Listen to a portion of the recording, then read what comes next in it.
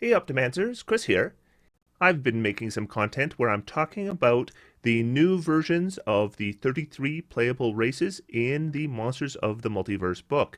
This book is not available for individual purchase at this time. You have to buy it through a gift set. I didn't buy it through a gift set. I was lent a copy from one of my patrons. Thanks, David, very much for use of your book. We're getting close to me sending it back here. This book, however, will be available for general purchase in May, so you'll be able to buy it as an individual book. You'll be able to purchase it on D&D Beyond, and I think we'll see a lot of groups probably switch to this new book. And some will probably stay with the old content, and that's fine too. But if you are somebody who is considering switching to this new material, it's probably a good idea to get some ideas about which of these races got better or worse or are significantly changed. In my last video, I discussed the ones that I thought were the most improved. They were the Bugbear, the Deep Gnome, the Air Genasi, the Kenku, and the Shadowkai. I think they all just objectively got better. Now, my original intention was to then do a video where I talked about the 5 races that got the most nerfed, or basically 5 races that got worse.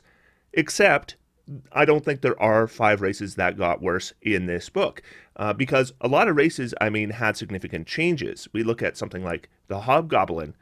Thematically and mechanically, the Hobgoblin had some pretty significant changes. But I can't say it's worse, because the features that got taken away were replaced by new features that may just be as good or maybe even better than the ones they had before. So I can't say that the race is nerfed, it's just changed.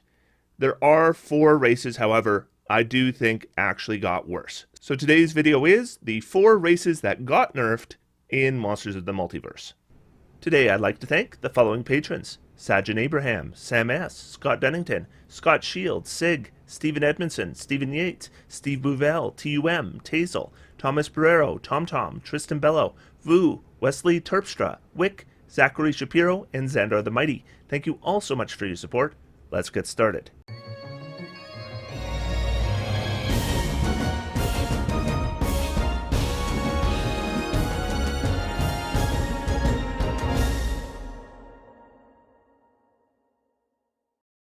Now, there are 0 races in this book that objectively got worse, because there's always at least some little tweaks that could be interpreted as things improving.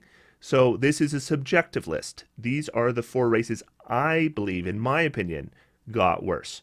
I am going to present this list in order. So the first race is the one I think got the least amount of nerfing, and the final race I present is the one I think got the most severely nerfed.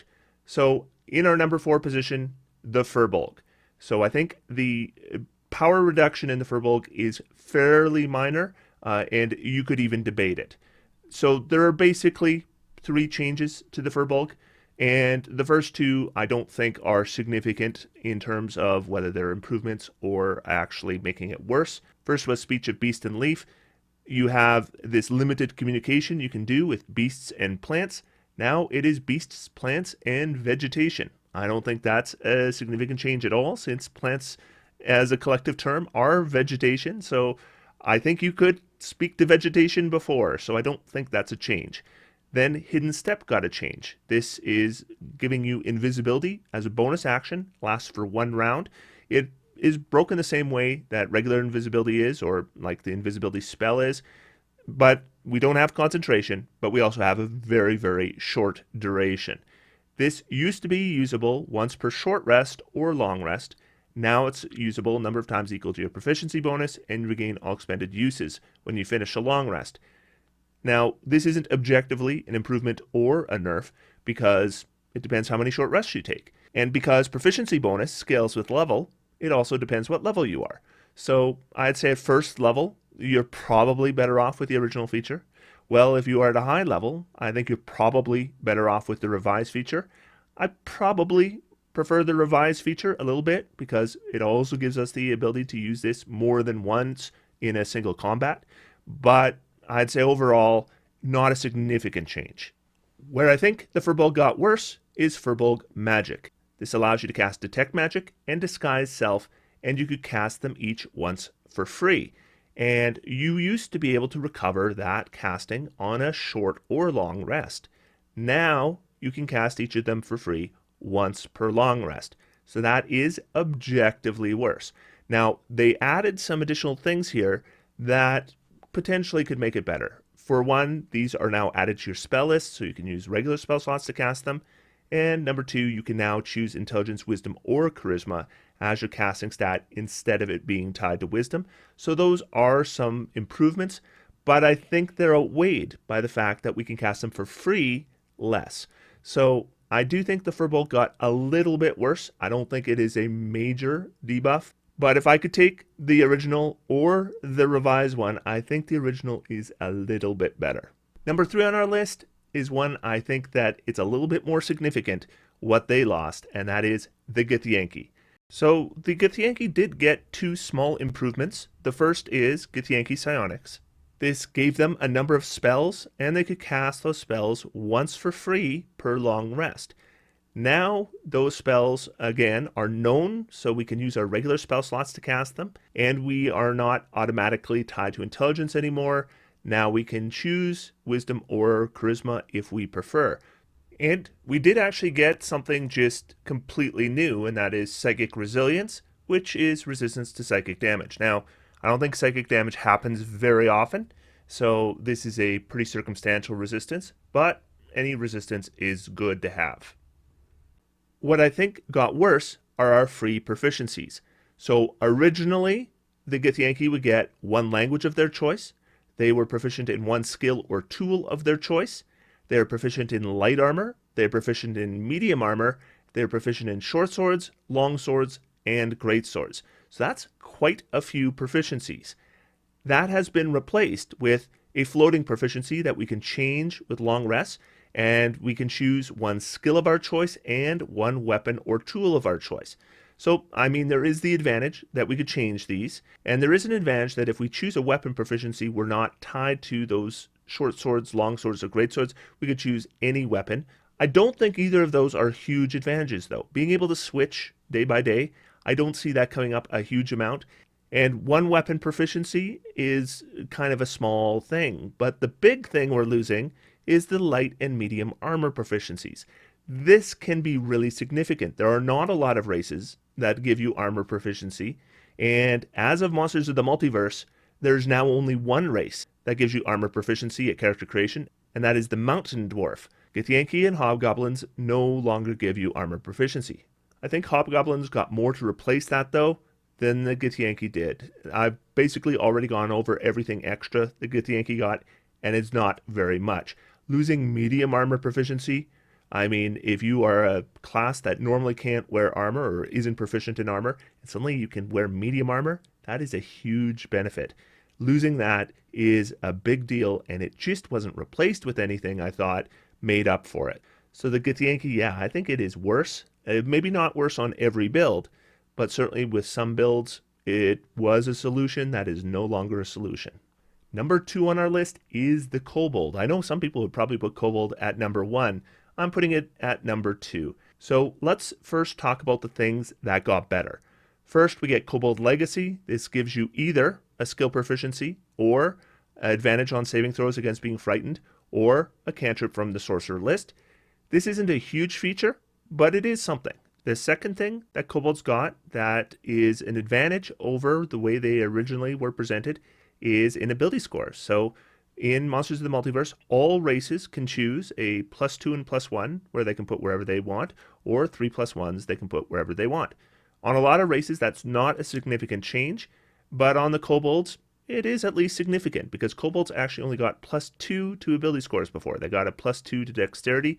With Tashes, they could put that +2 somewhere else, but it was still only +2, and now they're getting a total of +3. So that is yet another advantage they're getting. Our Grovel, Cower, and Beg feature was replaced with a Draconic Cry feature, and I think Draconic Cry is significantly better than Grovel, Cower, and Beg. It can be used as a bonus action instead of an action. It gives you, as well as your allies, advantage, and it can be used a number of times equal to your proficiency bonus per long rest. I think that is significantly better than the initial Grovel, Cower, and Beg.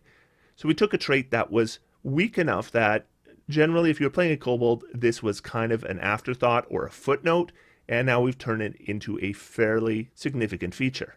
The area where Kobolds got the most better is getting rid of sunlight sensitivity. Sunlight sensitivity is pretty bad. It gives you disadvantage on your attack rolls and wisdom perception checks that rely on sight if you or the target of your attack or whatever you're trying to perceive is in direct sunlight. Now, there are whole adventures where this would never come up. There's campaigns where this will hardly come up.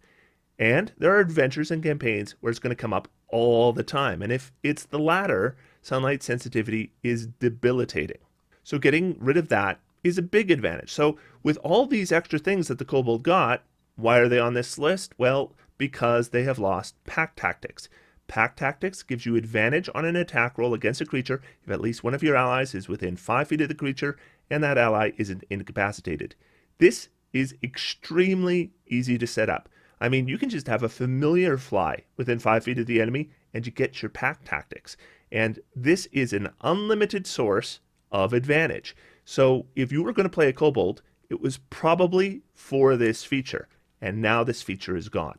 So losing the primary feature of a race and it's just gone is bad enough that I think it outweighs all the good stuff Kobolds got.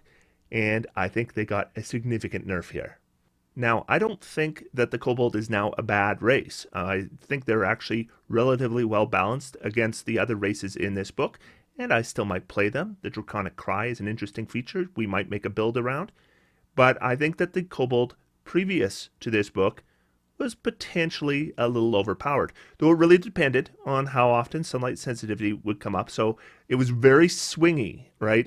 So if you happened to be in a campaign that was outside all the time, then they weren't as good as other races. But if you were inside all the time, then they were, I think, better than at least most of the other races. And now they're far more balanced against those other races. So, I'll still play Kobolds, but I definitely wouldn't pick them for the same reason I would before. Number 1 on my list, though, is the Yuan Ti. Now, I couldn't even give you a number of the number of accounts from players I've had of talking about how Yuan Ti is banned at their tables for being overpowered. And I can't disagree. I found that this race was indeed overpowered, but not anymore. Once again, they've moved this race right in line with the other races. A little bit different approach, though, than with the Kobold. With the Kobold, we saw them remove their most powerful feature entirely, and then they gave the Kobold a bunch of increases, and a lot of them were significant. Here, what we see are a couple features that were very powerful, have both been reduced significantly, and the benefits that the Yuan Ti got, I think, are extremely minor. So size is technically more flexible than it was before. You had to be medium. Now you can be medium or small.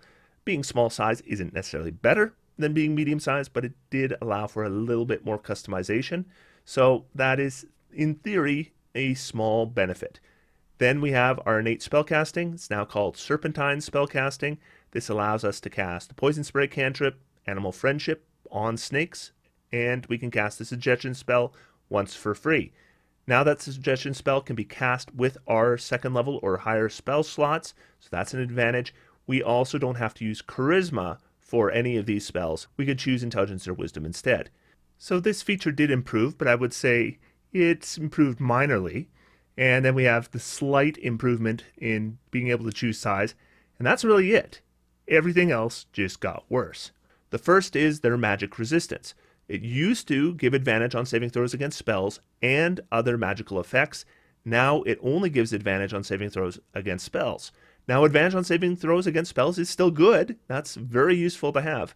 But there is definitely lots of other effects that this used to give advantage on, and now it doesn't. Now, I do think this is more streamlined because there would be debates on whether an effect that they got hit with counts as a magical effect or not. Often it's not super clear. There's kind of a checklist you can go through, but that also, we just going through that, can bog things down. Having the discussion about whether the effect is magical or not can slow things down. With spells, it's pretty clear. If you got hit with a spell, you get advantage. If you didn't, you don't. So I do think it's more streamlined, but it is objectively less powerful. Where I think they got hit the hardest, though, is poison immunity. They used to have poison immunity, they're immune to poison damage and the poison condition. Now they have poison resilience, they have advantage on saving throws, they make to avoid or end the poison condition on themselves, and they have resistance to poison damage. Now resistance to a damage type is super common, and advantage on saving throws to avoid a condition is also super common. We see all kinds of races with these features. What we do not see are other races that got immunity to a damage type or immunity to a condition. Never mind immunity to a damage type and a condition. Now, we have some temporary stuff, like the Chromatic Dragonborn can be temporarily immune to a certain damage type, but just as a permanent immunity to two different things, this was unique and huge. Now, it is possible to become immune to poison and the poison condition, but these would be features in high level play. To get it at level 1, this is unheard of. And when you have something as huge as outright immunity, it can be worked around. Like we can do things like Stinking Cloud spells or Cloud Kill spells and be right in the middle. We're not making any saving throws or taking any damage. This can be something you can build a character around to have advantages that other characters simply could not match. I also mentioned in my previous video that the wording here now is worse than what the dwarf has in the player's handbook. The dwarf in the player's handbook has poison resistance and they have advantage on all saving throws against poison. Now you only have advantage on saving throws to avoid or end the poison condition. So if you have a poison that does damage and then you can make a save for half, this does not apply to that. Now, poison immunity being the big thing that Yuan Ti got is a matter of my personal opinion. I know a lot of people actually thought the magic resistance was the big feature. For me, though, poison immunity, that was just so unique and so powerful, I thought. And now, with it being resistance, it's basically run-of-the-mill. This is what we would expect other races to get. Not saying it's bad to have. I'm always glad to have resistance, but you know, immunity is just so much better. Now, I had a good comment on the video I did where I went over all the races in Monsters of the Multiverse, where the commenter said that they thought that the Yuan Ti actually got a big boost in Monsters of the Multiverse because now players will actually be able to select it because it's not going to get banned anymore. I thought that was a very clever comment, so I wanted to share it with you now. So that's it. 4 races that I think got worse in Monsters of the Multiverse. In my next and final video on Monsters of the Multiverse, I will be going over the most interesting features that I see in this book in any of the racial options. I hope you'll join me for that. Otherwise, until next time, I'm going to sit back, relax, and have some fun. D&D is for everyone. Thanks, everybody, and I'll talk to you soon.